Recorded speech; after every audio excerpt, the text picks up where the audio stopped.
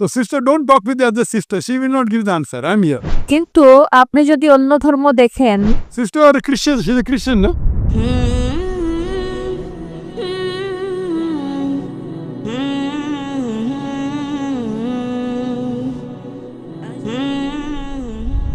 আমার প্রশ্ন হলো, আপনাদের ইসলাম ধর্মে বহু বিবাহর অনুমতি দেওয়া হয়েছে, কিন্তু আপনি যদি অন্য ধর্ম দেখেন, খ্রিস্টান, হিন্দু ধর্ম, বৌদ্ধ ধর্ম, তাদের ধর্মে বহু বিবাহ নেই। প্রশ্ন হলো, ইসলাম ধর্মে কেন বহু বিবাহ দেওয়া হলো? Thank you.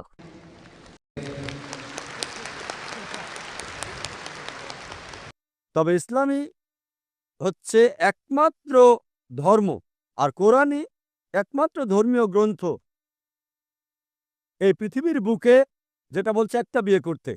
কোনো ধর্মগ্রন্থ নেই কোরআন ছাড়া। আমি তুলনামূলক ধর্মতত্ত্বের ছাত্র, যেটা বলছে যে একটা বিয়ে করো। একটা অনুচ্ছেদ নেই বাইবেলে, ভগবদ্গীতাতেও নেই, বেদেও নেই, যেটা বলছে একটা বিয়ে করতে কোরআন ছাড়া। যদি আপনারা হিন্দু ধর্মগ্রন্থ রামায়ণ পড়েন, শ্রীকৃষ্ণ মহাভারতের মতে তার কতজন স্ত্রী ছিল?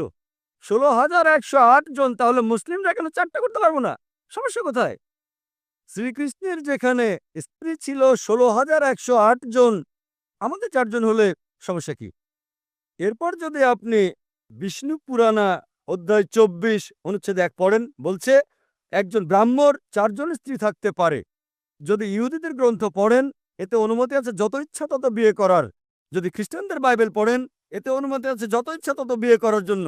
যদি বাইবেল পড়েন, আব্রাহামের 3 জন স্ত্রী ছিল। সলোমনের কতজন স্ত্রী ছিল? তার 700 স্ত্রী ছিল।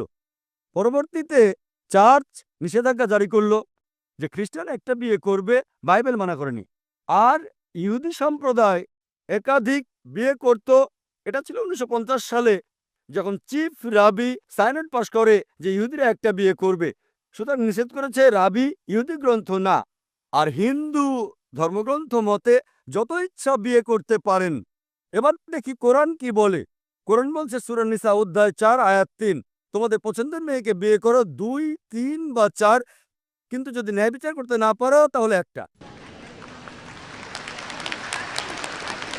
এই কথাটা যে একটা বিয়ে করো কেবল কোরআনে আছে, আর কোনো ধর্মগ্রন্থে নেই।